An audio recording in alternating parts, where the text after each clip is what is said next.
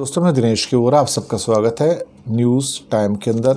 Wholesale price index जो 14.3% पे आ गया, उसकी वजह से अब सभी फैमिली के लोग पिंच फील कर रहे हैं। बहुत सारे सर्वेज आए हैं अलग अलग शहरों से, अलग अलग यूकन से, भारत के सिटी से, और वहाँ पे जो गृहिणियों से, जो हाउस वाइफ से, उनसे पूछा जा रहा है, लोगों से पूछा जा रहा है। उनका कहना है कि अब हमें वास्तव में ही हर चीज़ में कटौती करनी पड़ रही है, बहुत ज़्यादा कटौती करनी पड़ रही है। चाहे वो खाने का तेल हो, चाहे सब्जी हो, चाहे भाजी हो, चाहे दाल हो, या इवन जो कुछ और जो छोटी छोटी चीज़ें हम घर के लिए ख़रीद कर लाते थे, उसके अंदर भी हमने कटौती कर दी है बहुत ज़्यादा। एक तरह से देखा जाए तो जो भारत सरकार के जो डेटा आए हैं कि रिकवरी जो है इकॉनमी के अंदर, वो नवंबर के अंदर कमज़ोर पड़ी है।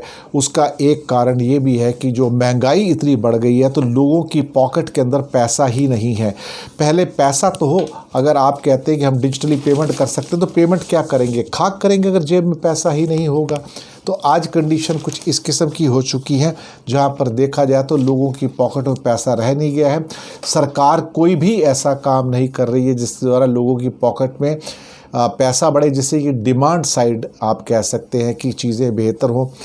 इन हालात के अंदर चीज़ें कैसे सुधर सकती हैं, मैं भी हैरान हूं। और सरकार सोचती है कि सिर्फ सप्लाई साइड मेजर के द्वारा हम सब कुछ कर सकते हैं, लेकिन कंपनियों का भी कहना है, जो बड़ी बड़ी कंज्यूमर गुड्स की कंपनी हैं, वो कह रही है कि यस, लोग अब नहीं खरीद रहे हैं।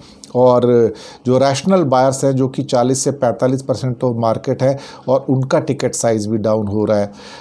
कंपनीज जो बाकी कुछ और कह रही है कि वो अपने साइज़ को ऑप्टिमाइज़ कर रही हैं।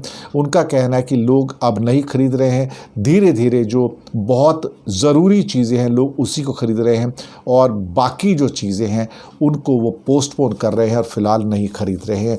इसी कारण से नवंबर महीने के अंदर अभी जो जीएसटी के फिगर आएंगे इस बार, वो 1,31,000 करोड़ से काफ़ी कम आएंगे। हो सकता है 1,10,000 या 1,15,000 करोड़ के आसपास आए।